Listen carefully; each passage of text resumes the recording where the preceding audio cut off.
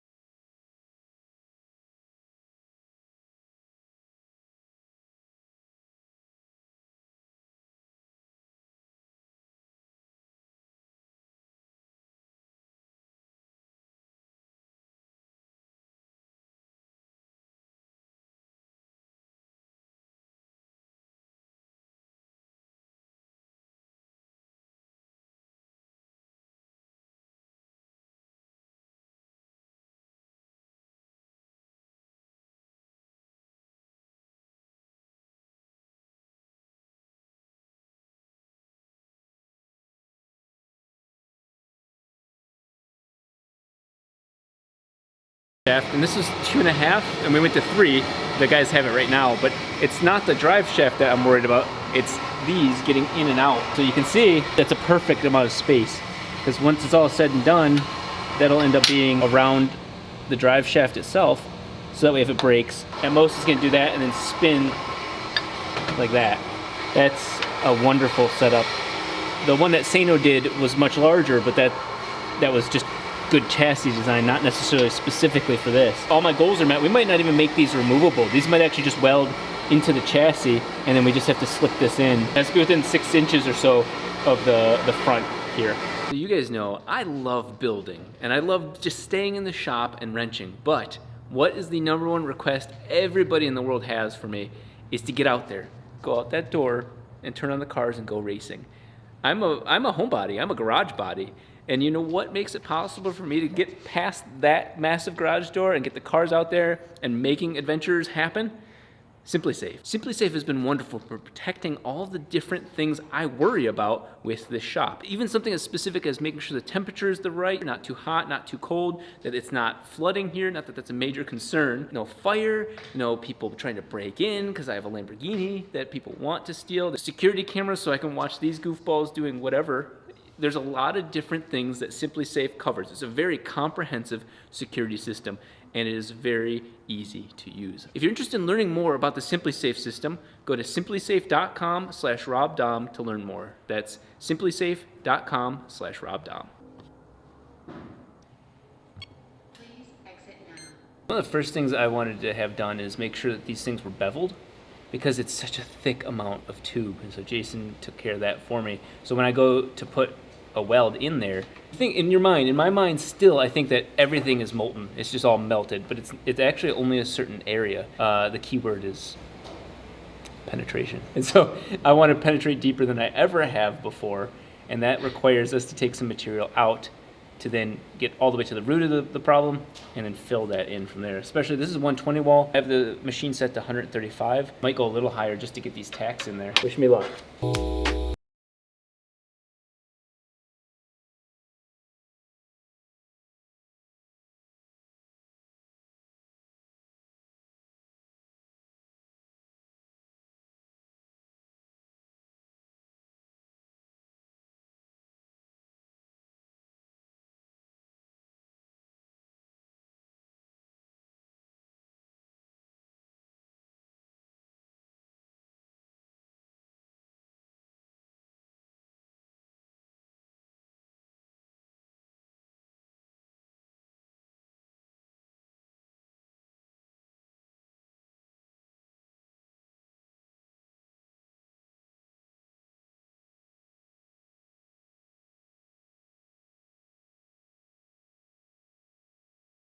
it's getting hot now, so it's, you know, turning darker quicker, but I'm pretty happy with where that's going. Well, we now have 2 drive shaft loops, and I'm not gonna be a magician and stick them together. God, that's loud.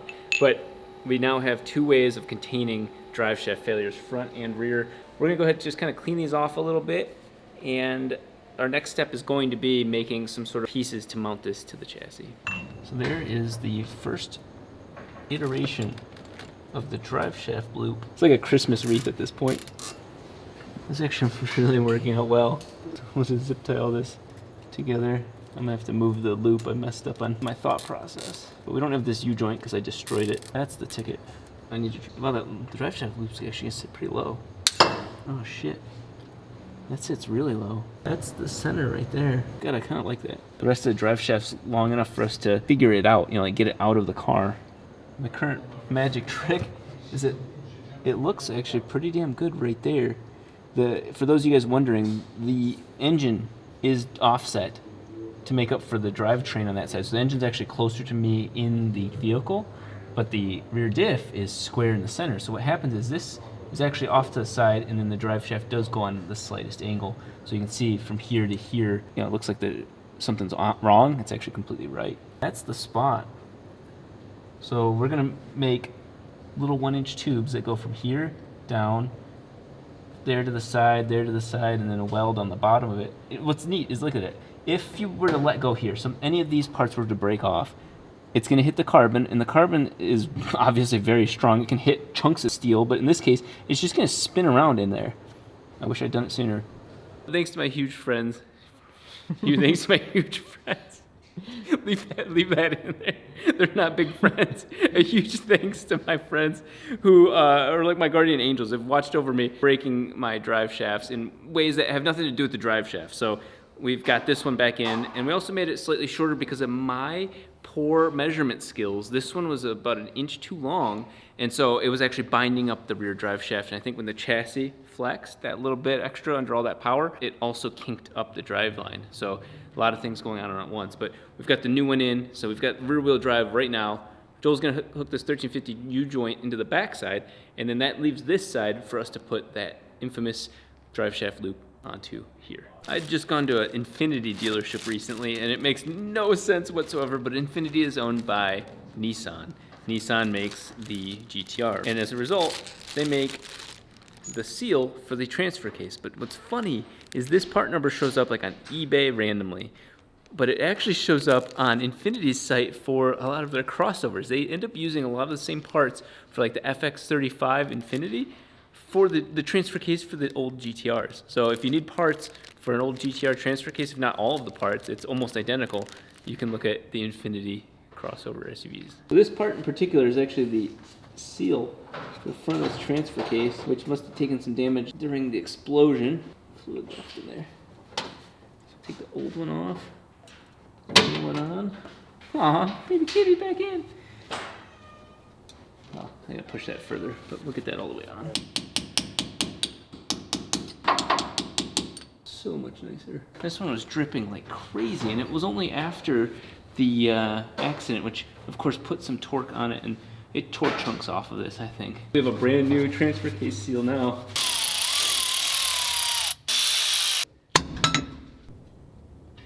My least favorite liquid is one of the most useful liquids ever.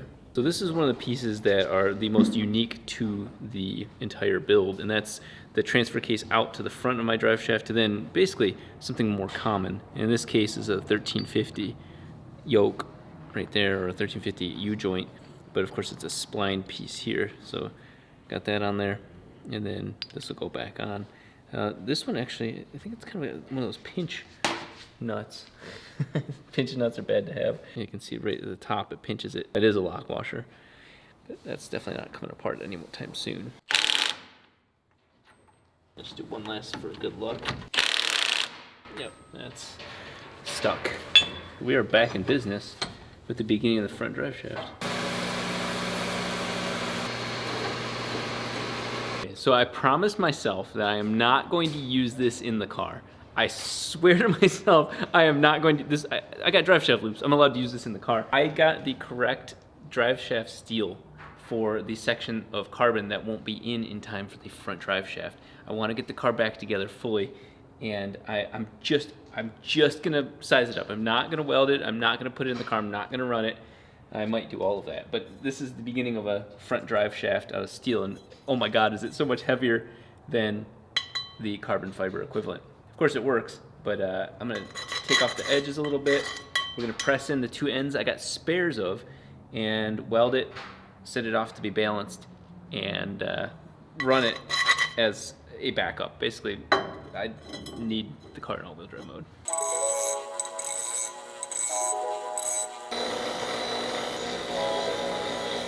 So with this tube now prepped, you can see it's actually the correct diameter and inner diameter for the piece that I have here. What you're going to see me do is obviously prep both surfaces and then just simply press it in the bearing press. Well, I use it only for bearings, and then weld the two together. I won't do any of the balancing. I don't have any of the equipment to do that, but at least I'll have this prepped, ready to go, and just something to have all-wheel drive. This isn't supposed to be insanely press fit. It's just for centering the whole thing. This is meant for this exact tube. Anybody watching this, take it to a drive shaft shop. In this specific case, this is a 3-inch outer diameter, OD if you see that, and then it has a .083 thickness. So you don't even say the ID. When it's tube like this, you always talk about the outer diameter and then how thick it is. But there really is an inner diameter. And this piece is meant only for this thickness of tube. You can almost press it in by hand, but not exactly. That's a job well done. And I have this lip squared, so we also know that we're making as much contact between these two evenly. That took a little bit of work.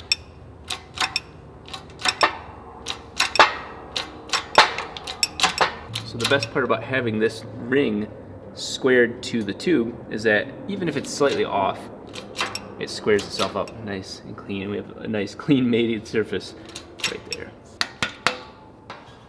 That's basically the most professional thing I've ever done in my life. It's all clean, fresh metal, both surfaces completely cleaned up.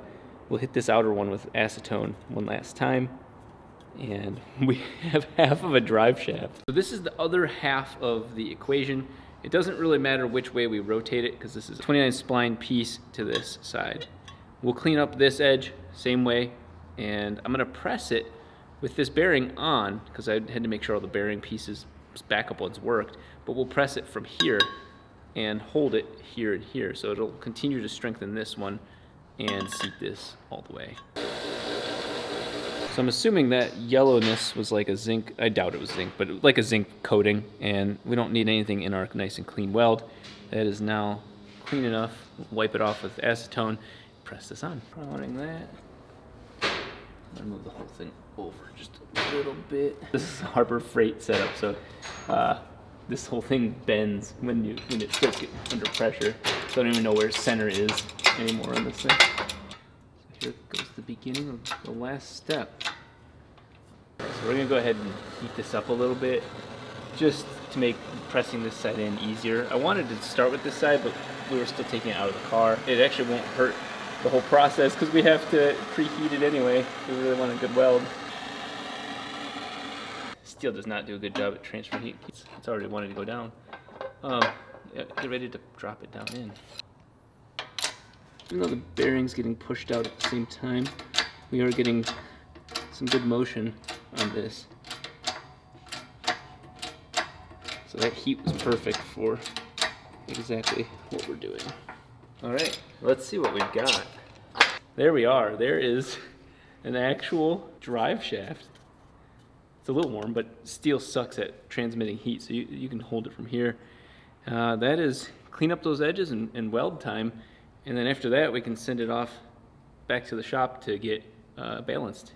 I mean, there's nothing asymmetrical about it, but that's just the nature of the real world. Nothing's in balance, but that is nuts. All the footage you've seen up to this moment was using a piece that was 1.5 inches too short. Like always. Isaiah's here from moral support and supervising. Yeah, I try and put it all in and it come up short every time. So same process. We're now on number 2, but oh my God, did it turn out perfect already. Thankfully I didn't go to weld these, otherwise I would have wasted these. Pushed it all together and put it in the car, and the bearing was on the wrong side. So we're gonna go ahead and push these in, and you guys get to watch this done again, and almost, dare I say, properly. We're gonna add heat because that made it easy to put on and take off. There she goes.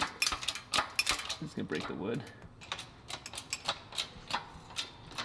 Are you gonna tell them about how you didn't want to use your lift at first? The first version of this was me not using the lift to accomplish this most basic task. Look at that.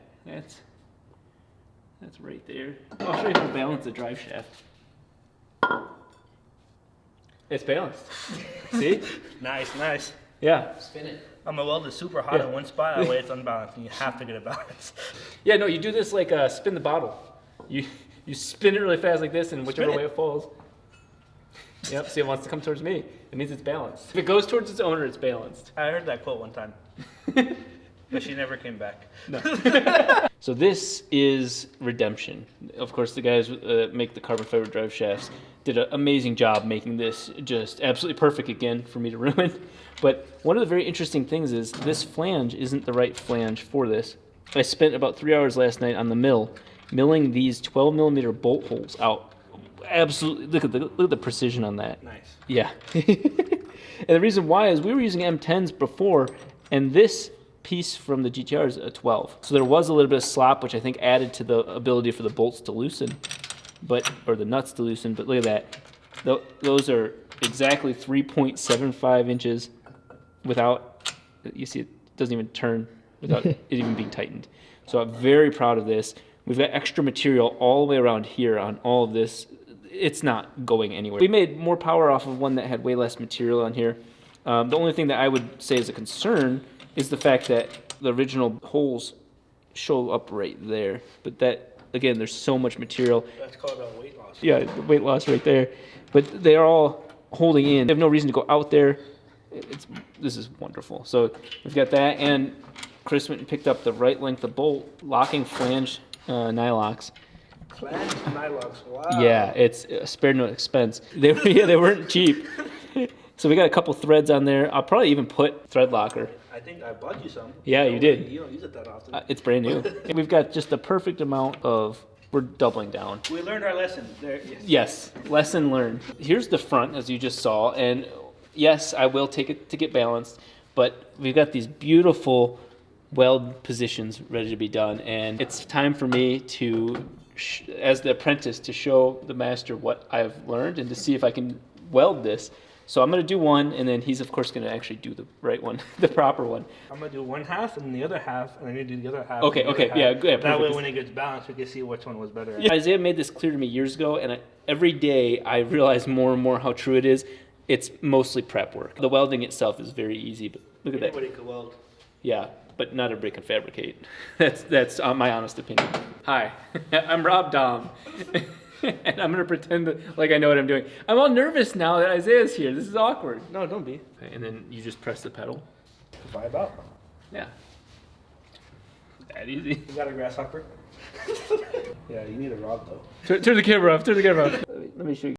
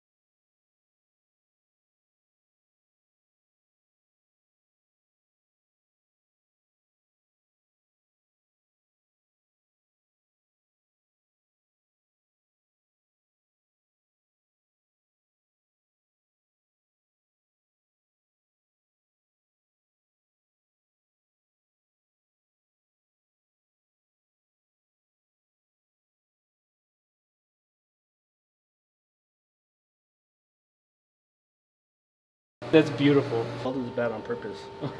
Oh, thanks. Just the drive shaft. This is what I love about this car. Everything looks too pretty to be on it. You hear that? I don't know why the fuck I'm working on it. The bottom.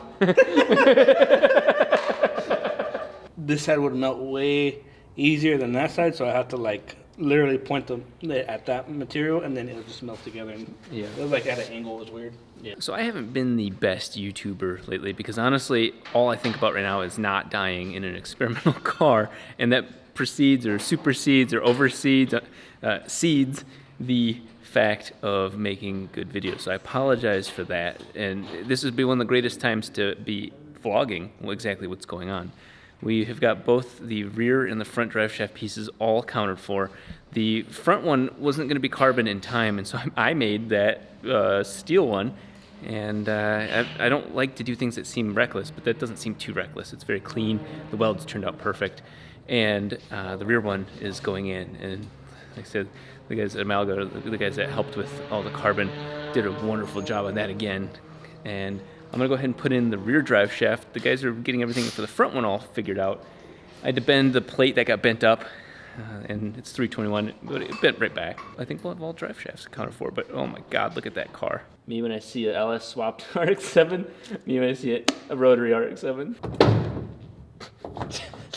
Nice catch. Just landed on my shoulder. Okay, this is good. This is much better than the measurements I'd made before.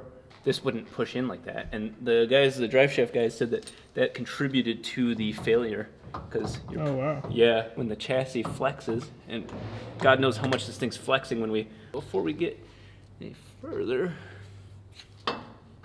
This is very promising because that previously this would not have been long enough to do this. There we are. So it is a very tight fit as you're seeing, and that's perfectly okay by me. Prevents things from falling out at weird moments. So to show you, we originally had those crush washers, or what do I call it, half loop washers on these pieces right here. So if you come from this angle, you can see these are the ones that will cause us trouble. So not only are we using Nylox, but we're also going to be using thread locker on the threads themselves. Putting some blue on here. This is reasonably as serious as you can get. Then we'll do the same thing with these down there. I want to lock this side in before we flip it to the other side. For those of you guys watching from home, the one thing I did not choose to do, I chose not to do more specifically, is use Castle nuts. And that there's mixed reviews, and I think the mixed reviews are just personal preference of different people have been telling me. The one downside of having tons of experts on a team is that they all have different opinions, and they're all right.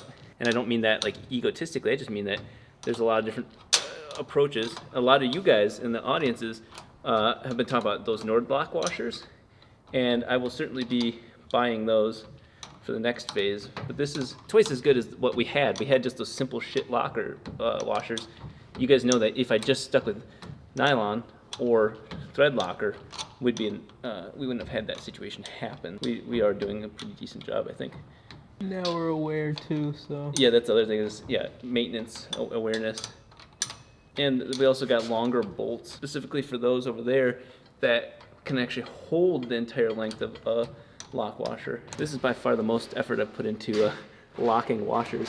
I do have the metal ones on the engine mounts. The engine mounts are all locking. So here's the other set of Nylox for the front side of the drive shaft, still in the rear of the car. But we'll go ahead and do that. These bolts are still 12/9s, but I bored them out for the exact size. So there's no slop in the drivetrain. Look at that, that's completely loose. That's as much slop as we have. I spent 3 hours on that mill that night. I didn't film it. I was just in that, I want to get this done. Mm-hmm. But you know what else is nice? Is these bolts can't back out under speed because they'll hit right here.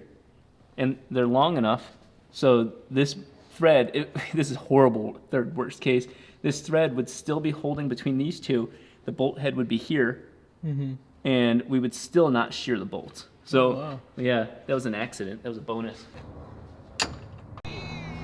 What? Oh, it's a baby kitty. We're thinking that Keith has tapeworms or something because he eats everything and hasn't gained much weight. Yeah, come here.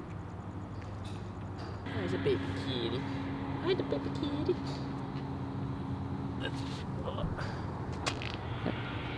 How was your day?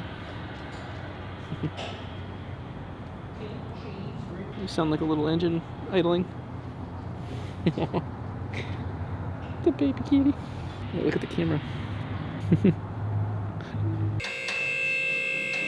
So now it's front drive shaft time. This one's going to be a little bit more resistant only because the angles. This piece, even though it's bent back, it's still a little hesitant. Same thing on the front, and this is where the front fell apart. We're covering all the various bolts and nuts that were sitting on the ground at the end of that first launch. Here's this one you needed. The nice part about these Nylocks is that they hold enough resistance so that way you can ratchet without a problem. That's a pain in the ass when you can't get the ratchet to come back. Story of my life. I'm gonna pour one out for that comment. That hurts. So this is a wonderful moment. We have both drive shaft loops over the drive shafts. We'll tack those in and weld them in. At this point, it's gonna be permanent. We'll have to cut them out. We're gonna go ahead and get the rest of everything bolted up, but every single piece of linkage from beginning to end is all nylocked and Loctited and stronger than ever before. So we're in really good shape. So the guys are just doing some fine tuning for the part that bent a little bit, but check this out. Here is the pinnacle moment of all of this, is that, yeah, we've gotten back to where we were, and we've got better ways of preventing from what happening ever again, but this is the secret sauce. These are the drive shaft loops in their correct spot. I'm going to weld this one in. I actually am going to make it a permanent part. We would have to disassemble the drivetrain to get that back out, but for the moment, it doesn't matter. I want this welded in up here. We'll put something in on the sides, and then, of course, connecting it down here. And what is wonderful is that if this flange were to break off, the cast iron is going to be the weakest, most risky part of my drivetrain. If that were to shear, this carbon can handle it. It would just spin inside of that ring. You can see it's about as clear, the clearest shot you can get of that, and it won't damage anything else on the car. So that's wonderful. It'll just kind of spin around in a loop, and life will I'll just go into neutral. And that's, all jokes aside, that's a wonderful thing to have.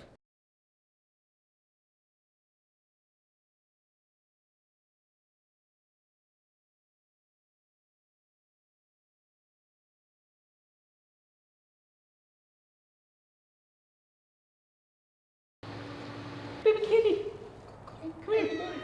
Come here. Keith, you son of a bitch. Did you see him? He went like. He stomped on. Why did you do your testicle shake on my cars? There, you only get pet when you have food. He's getting better. Usually he'd freak out when he sees me walking up. Yeah. I purposely, I gave him too many treats right now, but I purposely would give him 2 treats and then make him let me pet his head, and then he got more and more used to it. I'm giving you treats for marking my Diablo. That's kind of messed up. So you see these? Hang on. You get these, but you get the pets first. Oh, you kind of like that. Okay, here you go. There you go. Okay. There you go. Baby kitty. Okay, you get this. Hang on. Okay, there you go. See, he's getting better.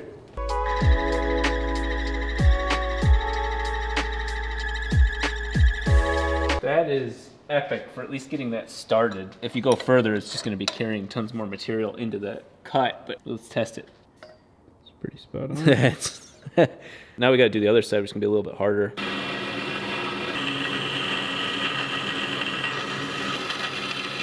For my friends back home in Michigan, this looks more like a snowplow than anything, and it might actually work as a snowplow, but this is actually meant for the 200-mile-an-hour wind that's going in from the wheel well from the front. It is going to go out this way, but there's the fender, a little bit of fender right here, but it's a wheel well. Andrew did a phenomenal job bending this, and we were going to go up higher, but it just started looking like a Rubik's Cube. It was just dumb. We're going to use my least favorite thing in the whole wide world, Zeus fasteners. I actually love them, but I just don't want them on visible. Somewhere, all 4 places on this piece.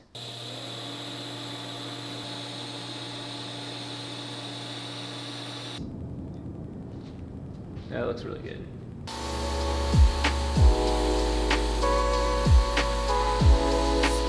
I don't know how I did that.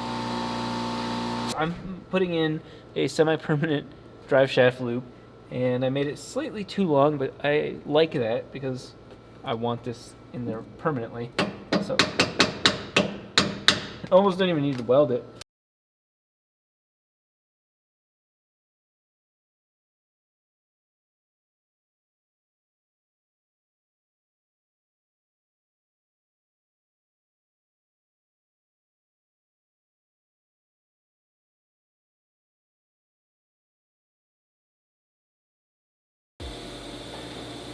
Okay, guys, we are not only back to where we were, which was already a wonderful progress, but we're far beyond it. The front of the body is on, drive shaft loops are welded in, the drive shafts themselves are all, as you saw, completely doubled up on as much protection as we can.